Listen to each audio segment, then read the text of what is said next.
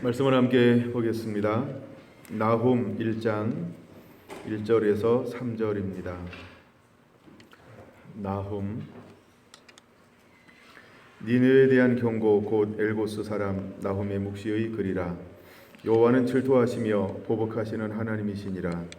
여호와는 보복하시며 진노하시되 자기를 거스르는 자에게 여호와는 보복하시며 자기를 대적하는 자에게 진노를 품으시며 여호와는 노하기를 더디하시며 권능이 크시며 벌받을 자를 결코 내버려 두지 아니하시느니라. 여호와의 길은 회오리 바람과 강풍에 있고 구름은 그의 발에 티끌이로다. 아멘. 본받을 사람 선지자 17번째 시간입니다. 오늘도 나훔을 통해서 한 부분을 통해서 은혜를 나누고자 합니다. 하나님께서 모두를 얼마나 사랑하는지를 보여주고 있는 부분들이 바로 요나였고 나훔입니다. 요나나 나훔은 니느웨를 향하여서, 즉 이방인을 향하여서 하나님께서 세우셨고 또 그렇게 사역한 선지자들입니다. 여러분들 나중에 혹시 이렇게 네이버에 들어가서 요나의 무덤이 어디 있는가, 나훔의 무덤이 어디 있는가 이런 걸 한번 찾아보면 또 새로운 은혜가 될 수도 있습니다. 여러분 찾아보라고 하여간 여기까지만 얘기할게요.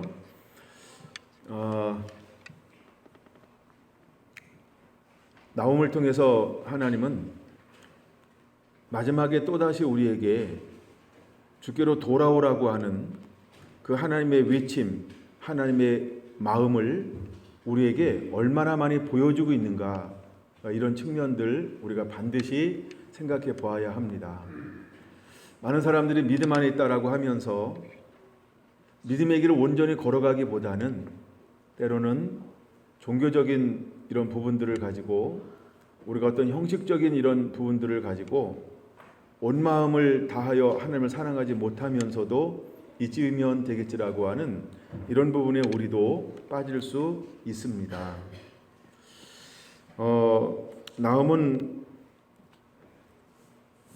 위로자라고 하는 뜻을 가지고 있습니다. 위로, 위안, 구원, 이런 뜻을 가지고 있습니다. 왜 하나님께서 니느웨의 심판을 말하면서 위로자였던 나훔을 파송하고 있을까? 그 이름 속에서도 우리는 그 하나님의 의중, 아버지의 뜻을 발견할 수 있어야 할 것입니다. 나훔이 보통 663년에서 612년 사이에 활동했을 것이다 라고 이렇게 내다보고 있습니다. 하나님이 니느웨를 심판하면서 하나님께서 하나님의 이스라엘, 하나님의 눈동자, 하나님의 심장인 이 이스라엘을 향하여 어떤 마음을 품고 있는지를 또한 보여주고 있는 것이 나훔인 것입니다. 여러분, 우리가 복음 때문에 이방인들에게 또한 적대 세력에게, 오늘 이런 표현이 있죠, 안티라고 하는 어떤 이런 세력들에게, 또 그 배후에 있는 사탄, 마귀, 악한 영에게 핍박도 받을 수 있습니다. 고난도 받을 수 있습니다. 그러나 하나님은 반드시 어떤 하나님인 것을 나훔을 통해서 보여주고 있냐면 위로하시는 하나님, 신원하시는 하나님, 이런 표현을 쓰죠. 그래서 하나님은 하나님의 사람이 고난받고 있으면서 하나님을 향하여 부르짖는 그 기도를 외면하지 않으신다는 것을 우리가 기억해야 할 것입니다. 400년 애굽 땅에서 고난 노예의 삶을 살고 있으면서 그들 부르짖을 때 하나님은 그의 기도를 들어 응답하셔서 하나님이 한 사람을 일으켜 세워서 보내고 있는 것을 볼 수 있습니다. 때때로 하나님은 우리를 신원하기 위해서 무엇을 원하시냐면 그 압제받는 것 가운데서도 압제라고 하는 그 초점을 두고 있는 것이 아니고, 그래서 압제라고 하는 것을 초점을 두면서 우리가 낙담하고 절망하고 자포자기하고 이 완전히 어떤 이런 불평과 원망과 어떤 그런 시기심과 막 분노에 가득 차서 그들을 대항하고만 있는 걸 하나님은 결코 원치 않으심을 배워야 합니다. 우리가 그 수많은 압제를 당하면서도 고난을 당하면서도 고통 가운데 있으면서도 하나님은 누구에게 관심을 가지고 있냐 하면 하나님을 향하여서 친밀하며 나아오며 찬양하며 경배하며 예배하며 말씀에 순종하며 그를 앙망하면서 하나님의 거룩한 그 이름 앞에 하나님의 어떤 분인지를 알기에 인자하시고 자비하시고 노하기를 더디하시고 긍휼이 풍성하신 그 하나님 앞에 우리가 당하는 모든 환경을 하나님 앞에 호소하기를 하나님은 원하고 있다라고 하는 것입니다. 그래서 중보자들의 기도를 들어보면 간단한 것을 우리가 볼 수 있어요.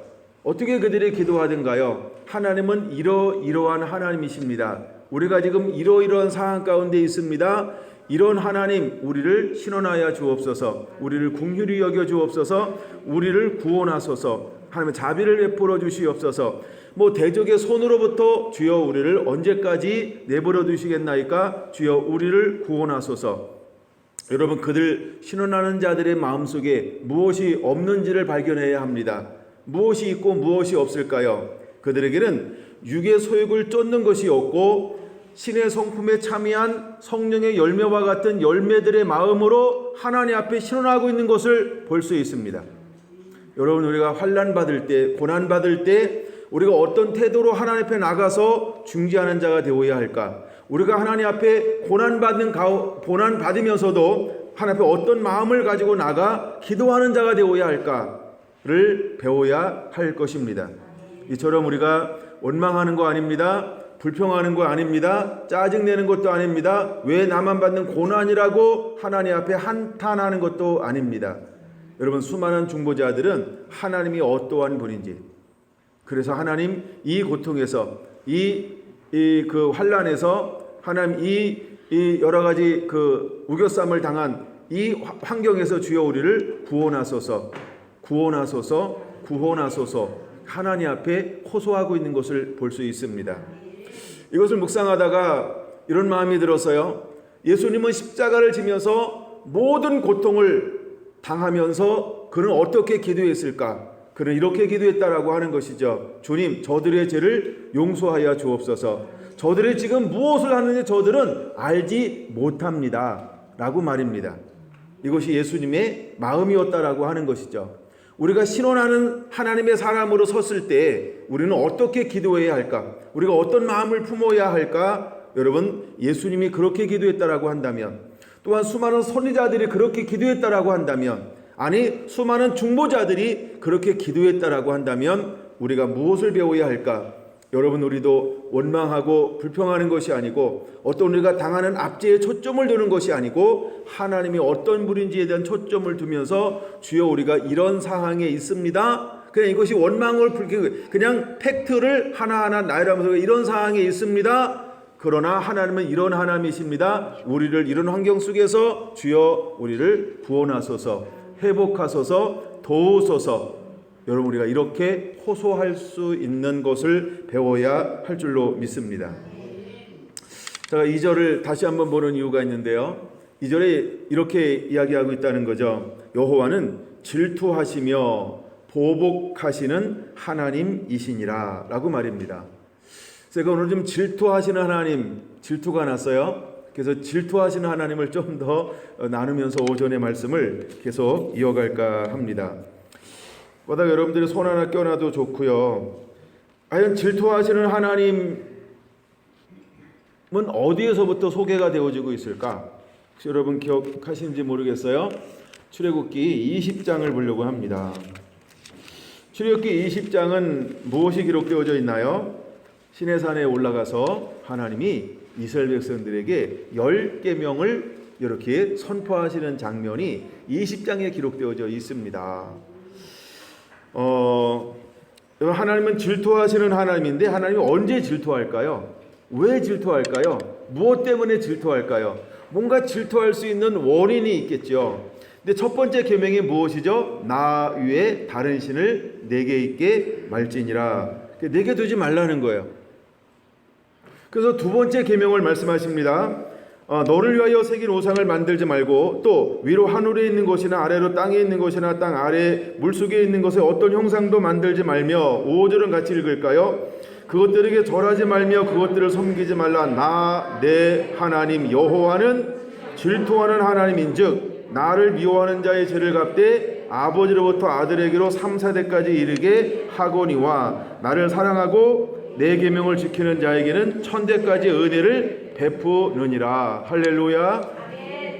질투하시는 하나님 안에는 두 가지 속성이 있다라고 하는 겁니다. 하나는 하나님 외에 다른 신을 섬기는 죄에 빠진 사람들을 결단코 용서하지 않겠다. 이게 질투라는 겁니다. 또 하나 질투는 뭐가 있냐 하면, 하나님의 말씀을 그대로 지켜 하나님을 사랑하고 계명을 지키는 자에게 하나님께서 영원토록 은혜를 베풀겠다. 이 두 가지 속성이 질투하는 하나님, 이 질투 안에 포함되어져 있다라고 하는 것입니다.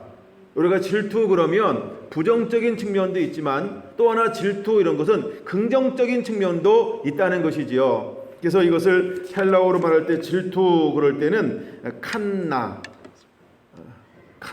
이런 언어가 있고, 그다음에 칸노 이렇게 말합니다. 제가 재밌게 한번 해보려고 그러는데, 뭐라 칸노 이럴 때 질투하시는 하나님. 예, 그래서 이제 우리가 이렇게 좀 제가 외우기 쉽게 뭐라 칸노 이렇게 칸노, 칸나 이런 말이 질투하시는 하나님이라는 거예요. 그래서 하나님은 질투하시는 하나님이라는 거죠. 우리가 가끔 이렇게 이해할 수 없는 이런 얘기할 때 지금 뭐라 칸노 이럴 때 나 지금 질투하고 있어 이런 거죠. 그 하나님은 우리에게 질투하는 하나님이신데, 그러면 두 번째 계명 속에서 하나님이 언제 질투하냐는 거예요. 그렇죠? 나 위에 다른 것들을 나처럼 섬길 때 질투하시는 하나님. 여러분, 그러니까 질투라고 하는 우리가 살면서 제가 어른들에게 묻고 싶은데요. 여러분 질투 안 해보며 사시죠? 여러분 질투하며 사셨나요? 이제 아이들한테 묻겠는데, 우리 아이들은 언제 질투하나요? 아이들도 질투하나요? 하윤이 질투하나요? 자기 질투한다고 이렇게 소극적으로 인정했어요. 질투한대요. 언제 질투하는지 나중에 따로 물어봐야 될 것 같아요.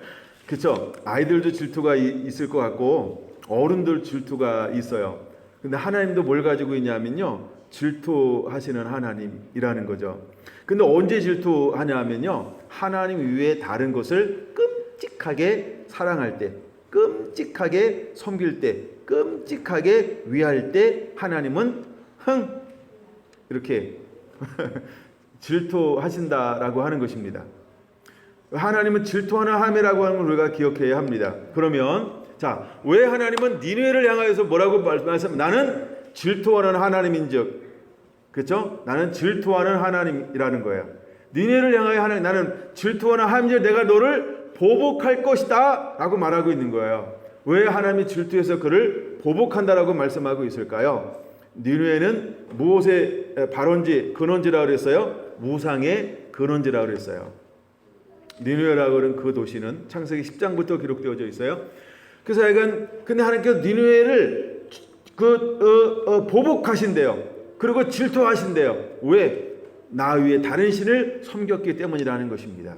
우리가 열왕기하 16장, 17장, 18장, 19장, 20장을 지난번 나누었어요. 그걸 나눈 이유가 있는데, 그 이유 중에 하나가 뭐냐면, 이제 그 아수르가 점령한 곳들마다 아수르 문화 정책 중에 하나가 어떤 정책을 사용하고 있냐면, 각종 그들이 가지고 있는 우상을 갖다가 세웁니다. 예를 들어서 이제 북이스라엘을 점령했습니다. 북이스라엘을 722년에 누가 점령했어요? 아수르가 점령했어요. 그리고 이주 정책을 하면서 막 이렇게 섞어 놨습니다. 그리고 이스라엘 땅 그 10지파가 살고 있는 그 북이스라엘 지역에 그들이 무엇을 가지고 오게 만들었을까? 이주하면서 각종 신들을 운반했던 것을 우리가 말씀을 통하여 이미 살펴보았습니다.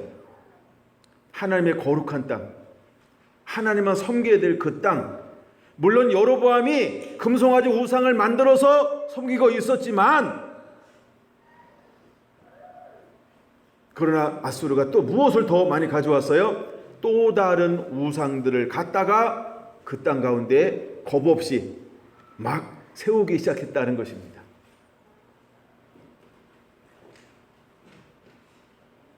여러분, 하나님은요, 하나님 위에 다른 것을 섬기는 것에 대해서 질투하신다, 이렇게 말씀하고 있어요.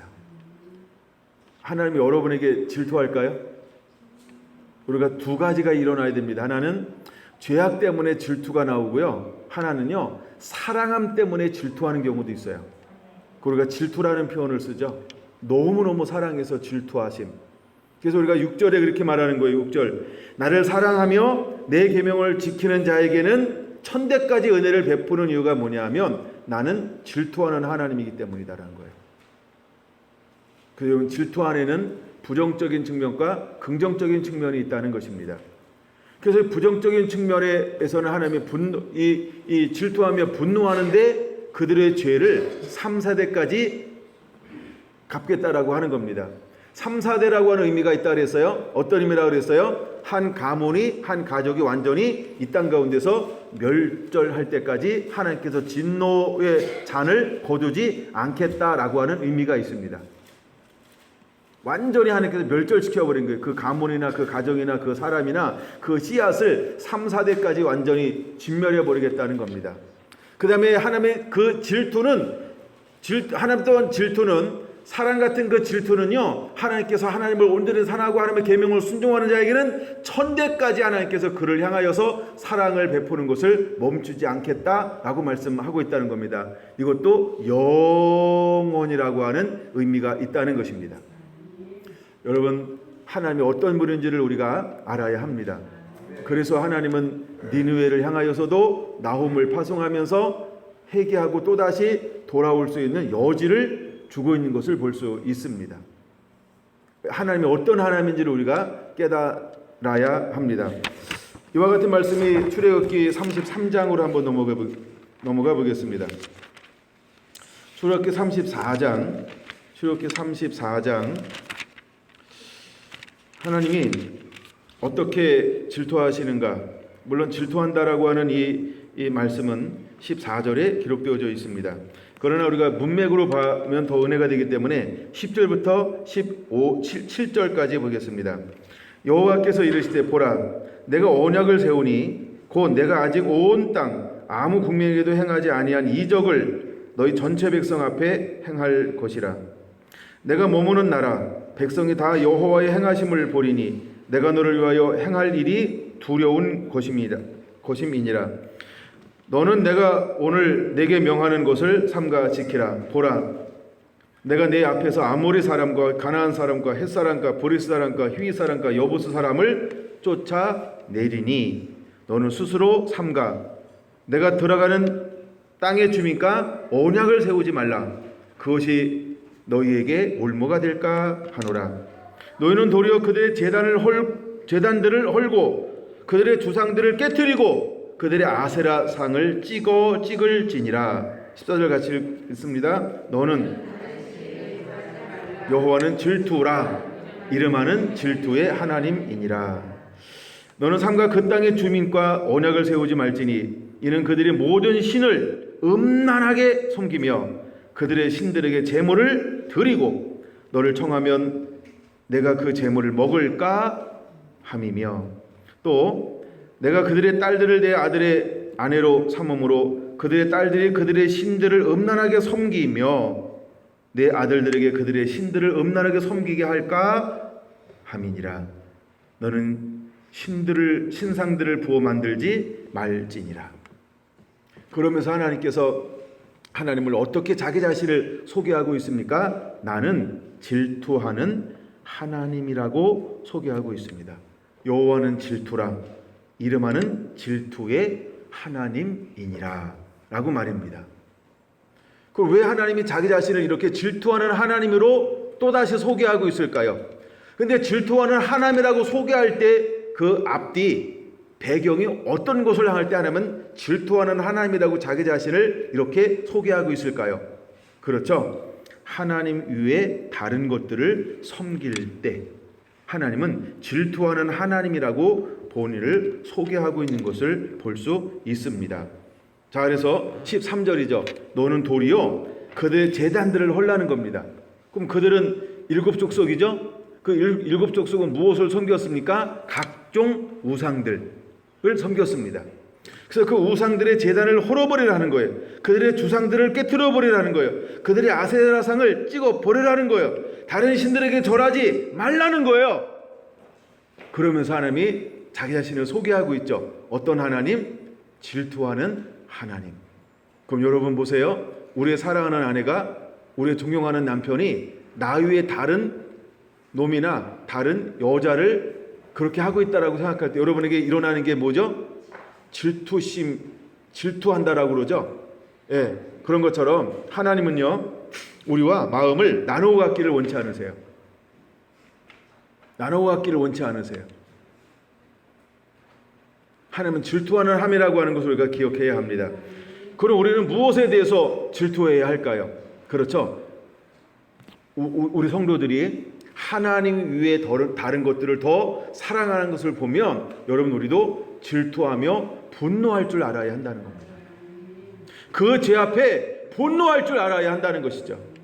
하나님이 분노하는 것처럼, 하나님이 질투하고 분노하는 것처럼 여러분 우리도 또한 똑같이 그들을 향하여서 질투도 하고 분노도 할 줄 알아야 한다는 것을 우리에게 보여주고 있습니다. 여러분 하나님의 계획이 뭐냐 하면 젖과 꿀이 흐르는 가나안 땅을 주기를 원했습니다. 근데 그 땅 가운데 하나님께서 백성들을 떠나게 만들었고 그 땅에 새로운 사람들을 갖다 놓으셨어요. 근데 그들이 가나안의 일곱 족속입니다. 근데 일곱 족속이 그 땅에 살면서 그들은 어떻게 살았나요? 자기들의 습관을 쫓아 자기들의 신들을 섬기면서 살았습니다. 여러분 일곱 족속의 그 땅은 젖과 꿀이 흐르는 땅이었나요? 아니라는 것입니다. 젖과 꿀은 누구를 위해서 예비해 놓은 걸까요? 하나님을 경외하고 섬기는 사람들을 위하여 예비해 놓으신 것입니다. 그래서 하나님은 그들의 죄가 간영할 때까지 기다리셨습니다. 그게 이제 창세기 15장에 기록되어져 있는 거죠. 그러고 난 다음에 하나님의 때가 되니까 그들을 그쪽으로 다시 집어넣기를 원하셨어요. 그래서 그들은 드디어 요단강을 건넜습니다. 그리고 처음에 만난 성이 여리고라고 하는 견고한 성이었습니다. 누구의 방법으로 이겼을까요? 하나님의 방법으로, 하나님 앞에 순종함으로 하나님이 그 성을 무너뜨렸던 것입니다. 여러분 우리의 싸움은 어떤 싸움이어야 할까? 오직 하나님의 말씀에 순종하는 것이 가장 강력한 싸움이라고 하는 것을 기억하시기를 바랍니다. 우리의 싸움은 하나님 앞에 나가 기도하는 싸움이 가장 강력한 싸움이라고 하는 것을 우리는 기억해야 할 것입니다. 여러분 하나님께서 우리에게 요구하는 것은 다른 것을 요구하는 것이 아닙니다. 11절에 말하고 있는 것처럼 너는 내가 오늘 내게 명령하는 것을 삼가 지키라 라고 말합니다. 여러분 하나님은 하나님의 사람들에게 딱 하나만을 요구하는 것이죠. 너 내 말대로 할래? 라고 말입니다. 그래서 하나님을 사랑하고 하나님의 계명을 지키는 자에게는 천대까지 은혜를 베푸시다라고 말씀하시는 질투하는 하나님. 여러분 이제 우리가 하나님을 사랑하고 하나님의 말씀을 지키는 것이 가장 미련하고 더딘 것처럼 보여도 가장 완벽하면서 가장 퍼펙트한 말씀인 것을 믿고 여러분들이 하나님을 사랑하고 말씀을 지키는 그 길을 우직하게 걸어 나갈 줄 아는 우리 성결한 성도들이 되기를 예수님의 이름으로 축원을 드립니다. 할렐루야. 출애굽기 23장을 보겠습니다. 출애굽기 23장을 다시 한번 보겠습니다. 출애굽기 23장 20절부터 마지막 절까지 볼 건데요. 자, 하나님께서 그들에게 무엇을 요구하는가를 보세요. 20절 내가 내 사자를 내 앞서 보내어 그 네모 박스 하나 쳐놓으면 좋을 것 같아요. 하나님이 그냥 보내는 것처럼 보이지만 하나님께서 일곱 족속에 있는 그들을 그냥 보내는 것처럼 보이지만 하나님이 어떻게 행하시고 있는 걸 볼 수 있어요. 하나님의 사자를 먼저 앞서 보내시고 있는 하나님. 할렐루야. 그냥 나 홀로 가는 것처럼 나 혼자 있는 것처럼 여겨지지만 하나님은 이미 내게 있어야 될 걸 앞뒤 좌우 옆 이미 하나님께서 먼저 행하심을 믿으시기 바랍니다. 자, 보내어 길에서 너를 보호하여 너를 내가 예비한 곳에 이르게 하리니 너는 삼가 그의 목소리를 청종하고 그를 노엽게 하지 말라. 그가 너희의 허물을 용서하지 아니할 것은 내 이름이 그에게 있음이라. 그럼 여러분, 하나님이 우리에게 요구하는 것은 몇 가지일까요? 하나라는 것이죠. 내 목소리를 청종하라는 것입니다. 22절, 내가 그의 목소리를 청종하고 내 모든 말대로 행하면 내가 내 원수에게 원수가 되고 내 대적에게 대적이 될지라. 내가 싸우는 게 빠를까요? 그분이 싸우는 게 빠를까요? 나는 순종하고 싸움은 하나님이 하시는 것입니다. 나는 순종하는 것입니다. 나는 순종하는 것입니다. 그러면 하나님께서 그 강력하고 이길 수 없다고 생각했던 가나안의 7 족속을 하나님이 몽땅 쫓아내셨던 것처럼 우리가 하나님 말씀에 순종하면 우리가 살아가는 모든 장애물, 모든 대적, 모든 세력, 모든 문제의 근원을 하나님이 돌파하실 것입니다. 그러므로 우리의 삶은요, 순종에 우리의 초점을 두어야 할 줄로 믿습니다. 여러분에게 지금 돌파하지 못하는 문제가 있습니까? 그러면 하나님께 순종하시기 바랍니다. 그리고 주님, 내게 지금 이런 장애물이 있습니다. 주여, 이걸 돌파하게 되기 원합니다. 순종하며 이것을 하나님께 아뢰을 때 하나님 반드시 사자를 앞서 보내셔서 우리의 길을 여실 것입니다. 할렐루야, 할렐루야, 할렐루야. 여러분, 길을 여실 하나님 앞에 기쁨으로 나아가게 되기를 축원합니다. 23절입니다.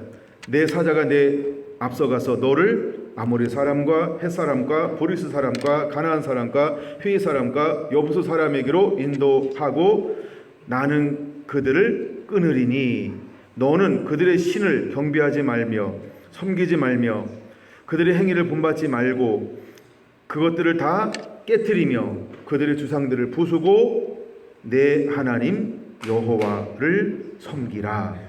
그리하면 여호와가 너희의 양식과 물에 복을 내리고 너희 중에 병을 제하리니 내 나라에 낙태하는 자가 없고 임신하지 못하는 자가 없을 것이라. 내가 너희의 날수를 채우리라. 할렐루야. 여러분, 하나님은 우리에게 어려운 걸 요구하고 있지 않습니다. 여러분, 우리가 온전히 하나님의 말씀에 청종하고 하나님만 섬기는 방법을 하나님은 우리에게 허락하셨고 요구하시고 있습니다. 이 방법이 심히 어려운가요? 이게 어려운 걸 요구할까요? 하나님은 아주 간단한 것을 요구하고 있습니다. 여러분, 내가 없으면 충분히 감당할 수 있습니다. 내가 없다라고 하는 말은 욕심이 없으면 능히 감당할 수 있는 것입니다. 자아가 죽어지면 능히 감당할 수 있는 걸 주님은 우리에게 요구하고 있다는 것입니다. 초점이 내가 아니고 이제 초점은 오직 예수님이어야 합니다. 우리의 초점이 오직 하나님이어야 합니다. 하나님이 뭐라고 말씀하시나, 예수님이 뭐라고 말씀하시나, 내가 순종만 하면 하나님 모든 것들을 돌파하시겠다라고 말씀하고 있습니다. 2가지 축복을 주는데 이 축복은 모든 것의 축복입니다. 첫째는 내 양식에 복을 줄 것이다. 두 번째는 내 물에 복을 줄 것이다 라고 말하고 있습니다. 우리가 이 땅에 살면서 사람들이 무엇 때문에 저렇게 살아가고 있을까요? 경제죠. 결국 삶의 문제 아닙니까? 어떻게 사느냐라고 하는 문제입니다. 그런데 하나님께서 우리에게 이미 그 문제에 대한 답을 주고 있다라고 하는 것입니다. 무엇을 먹을까 마실까 입을까, 출세와 명예와 권세를 얻는 모든 법, 이걸 어떤 사람은 자꾸 기복이라고 말하는데 그렇지 않습니다. 여러분, 하나님은 이게 비슷하기 때문에 그런 겁니다. 여러분들은 이런 데 혼선이 없게 되기를 원합니다. 만약에 여러분들이 이런 것들을 기복이라고 생각하면 철저하게 이것을 벗어버려 보세요. 그럼 여러분 무엇을 가지고 살까요? 아무것도 없습니다.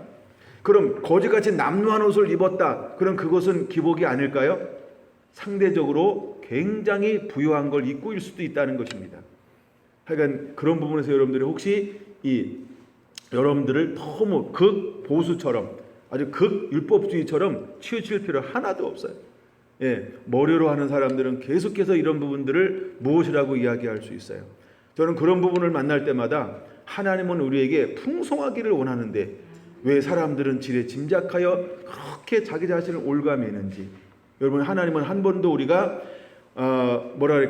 그걸 의지의 대상으로 만들지 말라고 그랬지 누리지 말라고 말한 적이 한 번도 없다는 것입니다. 이거랑 너무나 많이 헷갈리는 것 같아요. 그래서 하나님은 이스라엘 백성들에게 무엇을 주기를 원하는 거예요? 복다운 복을 주는데 어마어마한 복을 그대로 누리기를 원한다는 겁니다. 그러므로 우리 성결한 성도들은 누리시기 바랍니다. 혹시나 다른 교회 가면 그 교회 흐름대로 가세요. 그러나 성결한 교회가 있으면 누리세요. 누려야 합니다. 누려야 합니다. 누리시기 바랍니다. 누리게 될지어다. 저는 누리기를 원합니다. 초점이 부에가 있는 것도 아니고 물질에가 있는 것도 아니고 넉넉함에가 있는 것도 아니고 할렐루야. 우리의 초점이 오직 예수님께 있다라고 한다면, 우리가 더 주님을 사랑한다라고 한다면 능히 누리는 자가 되기를 축원합니다. 할렐루야. 여러분, 이번에 저희들이 공개도 되는지 모르겠어요. 하나님께서 주신 것 중에 우리가 거의 한 700에서 800 사이를 지금 흘려보내고 있습니다. 이것은 여러분의 초점이 과연 물질에만 있지 않다는 걸 보여주고 있는 것입니다. 여러분, 우리가 흘려보내야 합니다. 마음이 가는 곳에, 또 하나님께서 하라고 한 그곳에 흘려보내야 하는 것입니다. 여러분, 우리가 모은다고 생각하면 왜 그걸 모을 수 없을까요? 여러분, 정말 제가 바보입니까? 모으는 걸 몰라서 안 모으게? 여러분, 우리가 빚 갚는 걸 우선으로 한다라고 한다면 이미 우리가 나눠준 것만 해도 빚을 다 갚고도 엄청 남았습니다. 근데 왜 우리가 바본가요? 빚 갚는 건 신경도 안 쓰고 이렇게 막 구제하고 선교하고 나누어주고 남을 윤택하게 만들게. 여러분, 저는 하나님을 믿습니다. 하나님이 윤택하게 하는 것을 믿습니다. 할렐루야. 여러분, 우리의 초점이 어디에 있느냐가 더 중요한 것입니다. 아니, 잘 보세요. 여러분, 돈을 사랑함이 일만하게 뿌리가 되는 것이지, 우리가 여러분 돈을 사랑합니까? 기복이라고 말하는 사람이 혹시 돈을 사랑할지 몰라요. 그래서 맨날 허구한 날 기복 이럴지 몰라요. 남들이 잘 사는 걸 배 아파가지고 그런 걸 연구하고 그런 것 때문에 한국교회가 망한다고 이야기하고, 물론 그런 부분도 없지 않아 있습니다. 그러나 우리는 여러분, 지약을 놓는 대신에 무엇을 더 해야 될까요? 뭘 더 하나님이 기뻐하는가? 하나님께서 우리에게 무엇하는 것을 더 원하시는가라고 하는 아버지의 뜻, 아버지의 말씀을 더 많이 선포하고 풀어놓는 자가 되어야 할 줄로 믿습니다. 여러분, 예수님께서 우리에게 하나님의 나라의 복음을 더 말씀을 많이 했지, 그렇죠? 너 사단을 조심해라, 사단을 조심해라, 사단은 이렇다. 초점이 다 사단이 어떻게 하는지 거기에 초점이 있었습니까? 그렇죠? 여러분, 우리가 생명에도 초점이 있어야 될 줄로 믿습니다. 할렐루야. 여러분의 삶에 이 근본적인 가치관의 변화들이 일어나게 되기를 예수님의 이름으로 축원합니다. 이건 우리 교회 얘기는 아닌데 가끔 제가 어떤 책을 읽다 보면 그런 것 때문에 열받는 경우가 있어요. 이번에 말씀을 준비하다가도 그런 어떤 부분을 쭉 읽는데 도대체 이분은 어떤 사상을 가지고 있는가, 제가 열받은 게 지금 표출되고 있는 거예요. 자, 이건 여러분하고는 별 상관이 없어요. 그러나 혹시 여러분 그런 함정에 빠지려고 하면 빨리 뜨거워 그러고 발 빼세요. 여러분, 누리시기 바랍니다. 나는 우리 성교랑 성도들이 누리는 자가 되기를 원합니다. 여러분 보세요. 제가 제일 싫어하는 용어가 여러 가지 있는데 그 중에 하나가 없다 맨날 없어요. 그 저주스러운 말을 왜 심어? 바보. 미련한 겁니다. 그렇죠? 늘 있다고 그러세요. 감사하다고 그러세요. 행복하다고 그러세요. 그러면 있어요. 제가 인생을 살면서 늘 그렇게 끙끙거리는 사람들 있는데요. 지금도 끙끙거리고 있어요. 아이고 끙끙이. 그러나 저는 마인드가 달랐어요. 저는 복의 근원을 하나님께 두었어요. 그리고 흩어 구제한다라고 말씀을 붙잡았어요. 그리고 주라라고 하는 말씀을 붙잡았어요. 심은 대로 거둔다라고 하는 말씀을 붙잡았어요. 그리고 말씀 붙잡고 이것을 실제로 삶으로 옮기기 시작을 했습니다. 그래도 힘들고 어려웠어요. 그때 어느 날 하나님이 내가 하도 열받아가지고 기도했어요. 아씨 못해 먹겠어 이랬더니 하나님께 야 심어야 주지. 아씨 뭘 심어요? 그랬더니 그래서 심기 시작을 했어요. 그게 감동이었어요. 그래서 또 순종할 때 놀라운 방법으로 하나님이 이제는 채우기 시작을 했어요. 여러분 고넬료가 이런 거 아닙니까? 내 기도와 내 구제가 내게 상달되었느니라. 할렐루야. 여러분 상달될 때까지 하세요. 상달될 때까지 하세요. 내가 기준을 세워서 이만큼 내 기준이 아니고 상달될 때까지 하세요. 상달될 때까지. 그때 하나님이 초자연적인 영역으로 우리의 삶을 풍성하게 하실 것입니다. 할렐루야. 그래서 이 원망하고 불평했던 사람들은 무엇을 바라보지 못한 거예요? 그렇죠? 하나님의 말씀에 귀 기울이지 않았어요. 하나님의 말씀에 순종하지 않았어요. 그리고 늘 자기 환경을 봤어요. 그리고 자기 형편을 봤어요. 자기 주변을 봤어요. 그리고 그들은 문제를 만날 때마다, 어려움을 만날 때마다, 장애물을 만날 때마다 그들은 무엇을 입으로 고백했습니까? 왜 나를 이곳으로 인도했어요? 아우 짱나. 왜 나를 이런 곳으로 인도했어요? 아우 죽을 데가 없어서. 이것이 이스라엘 백성들의 늘 입에 달고 사는 가치관이었다는 걸 우리가 기억해야 합니다. 그들에게 무엇이 있고 무엇이 없었습니까? 그들은 자기는 있었어요. 그러나 말씀이 없었어요. 여러분 여호수아와 갈렙이 다른 게 무엇이었습니까? 그는 옛것을 다 벗어버리고 말씀을 붙잡았다라고 하는 겁니다. 성결한 성도들은 말씀을 붙잡는 자가 되길 축원합니다. 할렐루야. 말씀을 붙잡으세요. 우리 김영식 집사님 말씀을 붙잡으시기 바랍니다. 우태경 집사님 말씀을 붙잡으시기 바랍니다. 이인교 집사님 대답도 크게 하시는데 말씀 붙잡기 바랍니다. 할렐루야. 우리 2층에 강 집사님 말씀을 붙잡게 되기를 바랍니다. 여러분 다른 거 말고요. 말씀이 답입니다. 할렐루야. 정말 남자들이 잘 돼야 돼요. 아멘. 정말 남자들이 잘 돼야 돼요.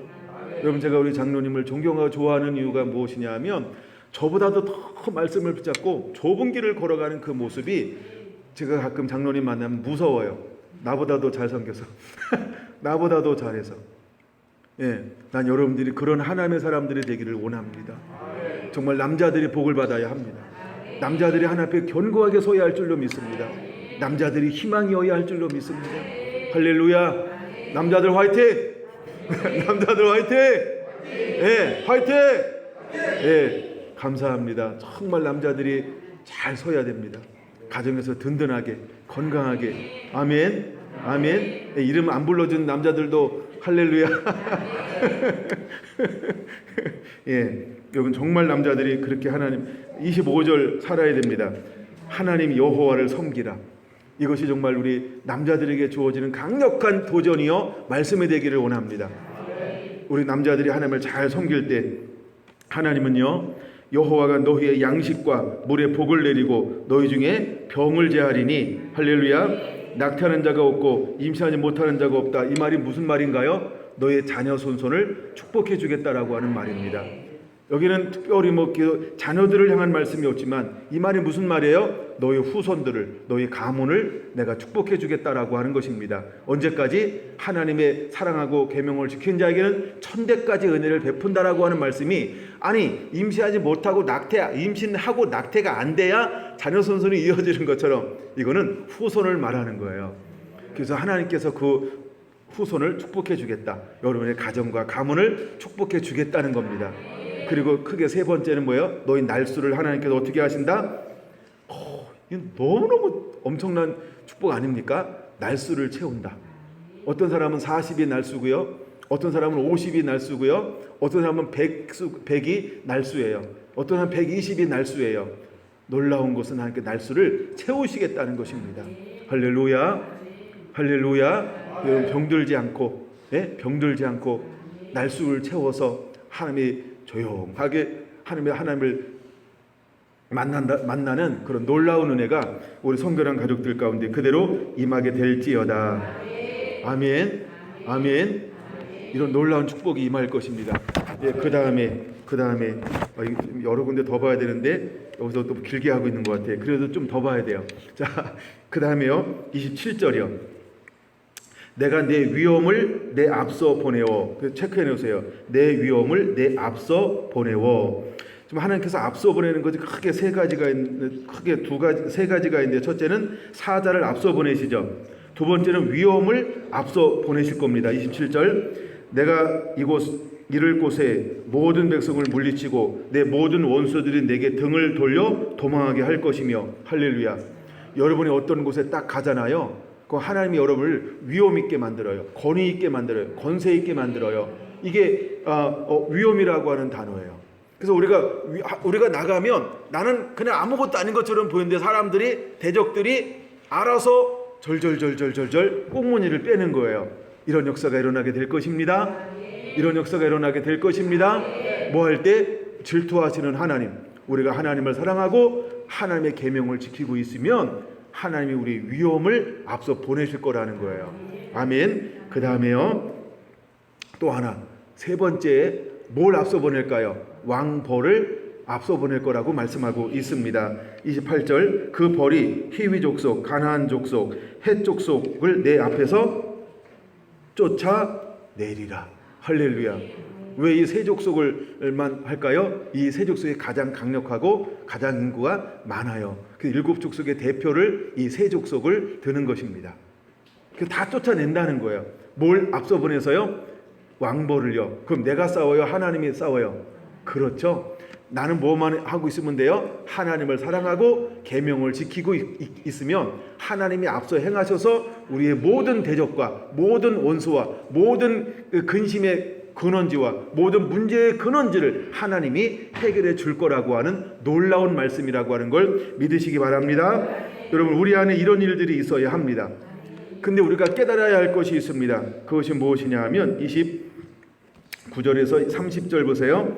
같이 한번 읽어볼게요. 그러나 그 땅에 항폐하게 되므로 들짐승이 번성하여 너희를 해할까 하여 1년 안에는 그들을 내 앞에서 쫓아내지 아니하고 내가 번성하여 그 땅을 기업으로 얻을 때까지 내가 그들을 내 앞에서 조금씩 쫓아내리라. 할렐루야. 우리가 이걸 깨달아야 돼요. 가끔 우리는요, 왜 한 번에 쫓아내지 않고 여전히 얘가 남아있어요 이럴 수 있어요. 근데 하나님께 왜 그렇다고요? 그 땅을 들짐승이 번성하지 못하도록 점진적으로 하나님이 쫓아내신다는 거예요. 그럼 점진적으로 쫓아낸다라고 할 때, 그럼 우리는 여전히 어떤 삶을 살고 있어야 될까요? 이거 잊어버리면 안 돼요. 하나님을 사랑하고 하나님의 계명을 지키는 삶을 이기고 있음에도 불구하고 교만하지 않고 자만하지 않고 하나님을 사랑하며 겸손하게 순종할 때 하나님은 마땅히 우리의 모든 대적을 우리의 삶의 지경에서 쫓아내실 것이다. 할렐루야. 여러분, 이런 역사가 일어나게 될 줄 믿으시기 바랍니다. 할렐루야. 할렐루야. 그래서 하나님께서 이렇게 쫓아내신다는 거예요. 31절, 내가 내 경계를 홍해에서부터 블레셋 바다까지 강야에서부터 강까지 정하고 그 땅의 주민을 내 손에 넘기리니. 할렐루야. 내가 그들을 내 앞에서 쫓아낼지라. 아멘. 여러분, 하나님이 쫓아내게 하는 힘도 주고 능력도 주고 권세도 주실 것입니다. 우리가 여러분 초점을 대적에게 두는 거 아니에요. 우리의 초점은 오직 예수님이어야 합니다. 우리의 초점은 오직 하나님만 바라보는 자가 되어야 합니다. 문제가 아무리 커 보인다 할지라도 문제는 그저 문제일 뿐입니다. 우리가 하나님을 사랑하고 계명에 순종하면 하나님께서 왕벌을 보내셔서 그 모든 것들을 무용지물처럼 하나님이 한순간에 흩어버릴 것을 믿으시기 바랍니다. 하나님은요, 강풍도 다스리는 하나님, 하나님은 우리가 말하는 이 태풍도 만드시는 주관하시는 하나님. 여러분, 그 하나님께서 우리를 그렇게 인도하실 거라고 하는 걸 믿으시기 바랍니다. 아멘.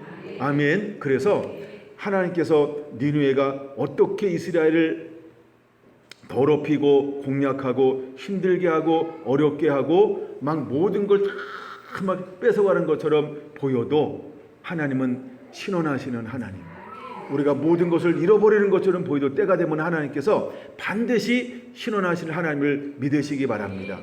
그러나 하나님은요, 우리가 왜 그런 고난을 허용할까요? 똑같은 것입니다. 요나를 하나님이 풍랑을 만나게 하고 제비를 만들고 바다에 던져지게 만들고 물고기 뱃속에 들어가게 만들고 지옥을 경험하게 만들고 정말 가장 깊은 곳까지 들어가게 만든 이유가 무엇일까? 그렇죠? 하나님의 마음을 더 깊이 깨달으라고 하는 하나님의 놀라운 사랑이 있다는 걸 깨달아야 됩니다. 고난을 통해서 우리가 무엇을 배우냐 하면 전에 미처 배우지 못했던 우리 마음이 성숙시키기를 원하는 것이 우리를 향한 하나님의 마음이라고 하는 것을 깨달아야 할 줄로 믿습니다. 하나님이 이처럼 우리의 마음이 성숙되기를 원합니다. 성숙되기를 원합니다. 여러분들의 고난을 통하여 성숙되어지는 그 은혜가 넘쳐나게 되기를 예수님의 이름으로 축원을 드립니다. 신명기 7장은 동일한 부분들이 기록되어져 있는데 이 부분에서는 약간 조금 이렇게 다르게 이렇게 기록하고 있어요. 1절부터 11절까지 봐야 되는데요. 1절 보세요. 내 하나님 여호와께서 너를 인도하사 내가 가서 차지할 땅으로 들이시고 내 앞에서 여러 민족 곧 헷 족속과 기르기스 족속 기르가스 족속과 아므리 족속과 가나안 족속과 브리스 족속과 휘 족속과 여보스 족속 곧 너보다 많고 힘이 센 7 족속을 쫓아내실 때에 내 하나님 여호와께서 그들을 내게 넘겨 아멘 내게 치게 하시리니 아멘 그때에 너는 그들을 진멸할 것이라 그들과 어떤 언약도 하지 말 것이요 그들을 불쌍히 여기지도 말 것이며 또 그들과 혼인하지도 말지니 내 딸들을 그들의 아들에게 주지 말 것이요 그들의 딸도 내 며느리로 삼지 말 것은 그가 내 아들을 유혹하여 그가 여호와를 떠나고 다른 신들을 섬기게 하므로 여호와께서 너희에게 진노하사 갑자기 너희를 멸하실 것임이니라. 할렐루야. 그럼 여러분 우리가 무엇에 성공하면 승리하는 자가 될까요? 하나님만 섬기면 승리한 자가 되는 것을 믿으시기 바랍니다. 그러면 여러분 우리의 매일매일 초점이 어디에 가 있어야 될까? 내가 하나님이 원하시는 말씀대로 그대로 섬기고 있는가? 이것이 우리의 초점이 되어야 합니다. 내 스스로 나 하나님 섬기고 있어 그게 아니고요. 하나님 말씀 그대로 내가 하나님 섬기고 있는가? 이것이 우리의 초점이 되어야 할 줄로 믿습니다. 자, 그런 다음에 5절 오직 너희가 그들에게 행할 것은 우리가 무엇을 그들에게 행해야 될까요? 이러하니 그들의 제단을 헐며 주상들을 깨뜨리며 아세라 목상을 찍으며 조각한 우상들을 불사를 것이니라. 아멘. 왜 우리가 이렇게 해야 할까요? 이유는 너는 여호와 내 하나님의 성민이기 때문인 것입니다. 내가 누군지를 알아야 합니다. 내가 누구라고요? 하나님의 성민, 거룩한 백성이요, 구별된 백성이요, 할렐루야, 하나님의 자녀요. 그렇기 때문에 우리가 이렇게 해야 한다는 겁니다. 그걸 우리가 이렇게 하기만 하면 하나님은 우리를 승리하게 하실 것입니다. 내 하나님 여호와께서 지상 만민 중에서 너를 자기 기업의 백성으로 택하셨나니 같이 읽겠습니다. 7절 여호와께서 너를 기뻐하시고 너를 택하심은 너희가 다른 민족보다 수요가 많기 때문이 아니라 너희는 오히려 모든 민족 중에서 가장 적으니라. 할렐루야. 7절에 별표해 놓으셔야 됩니다. 다 해놓으셨나요? 저는 지금 성경책을 바꿔가지고 성경책 읽어나오면서 막 이런 거 하냐고 너무 재밌어요. 여러분 우리가 정말 이 7절이 되기를 원합니다. 7절이 되기를 원합니다. 여러분 73억인가요? 전체 인구가?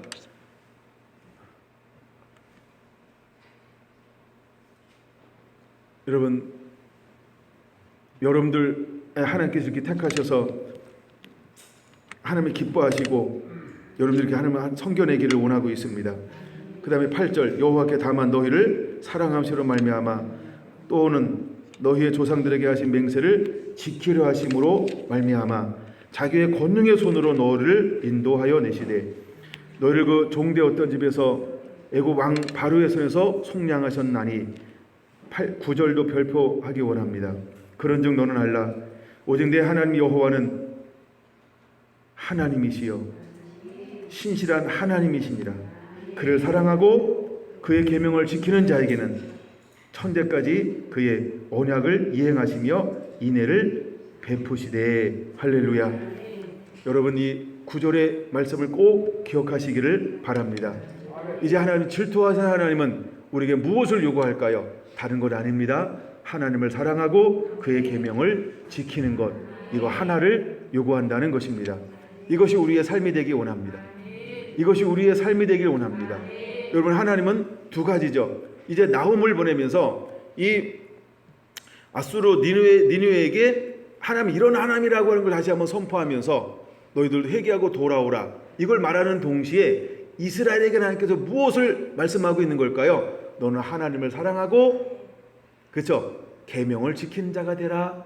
그러면 하나님께서 천대까지 은혜를 베풀 것이다라고 하는 이 이중적 의미가 있습니다. 근데 여러분 잘 보세요. 이스라엘이 알아들었을까요? 유다가 알아들었을까요? 그렇죠. 유다가 알아듣지 못했다라고 하는 것입니다. 이거를 단순히 니느웨를 향하여만 하나님이 외치는 게 아니고 또 누구를 향하여 나홈이 외치게 한 겁니까? 야, 내가 이방인 이렇게 벌한다. 내가 이방인 이렇게 벌한다. 그도 내가 사랑한 사람이다. 야, 내가 150년 전에 요나를 보냈다. 그를 사랑해서 그도 회개함으로 내가 그들의 재앙을 내리지 않았어. 여러분, 이 말은 그냥 니느웨를 향한 말씀이기만 할까요? 아니라는 걸 깨달아야 됩니다. 이건 유다를 향한 말씀이었어요. 이거는 이스라엘 향한 말씀이었어요. 이건 유다를 향한 말씀이었어요. 그건 오늘 이 말씀을 우리가 어떻게 들어야 할까요? 그렇죠. 불순종하는 자들을 향한 말씀이면 동시에 우리가 순종하며 더 하나님을 섬기기를 원하는 우리들을 향하여 들려지는 말씀. 그래서 이 말씀을 들으면서 우리가 무엇을 결단해야 될까요? 보다도 하나님을 사랑하고 하나님의 계명을 지키기를 결단함이 우리 안에 일어나야 할 줄로 믿습니다. 그러면 하나님의 은혜가 천대까지 우리에게 이르게 될 것이다. 여러분, 이 은혜를 그대로 누리게 되기를 예수님의 이름으로 축원을 드립니다. 아멘.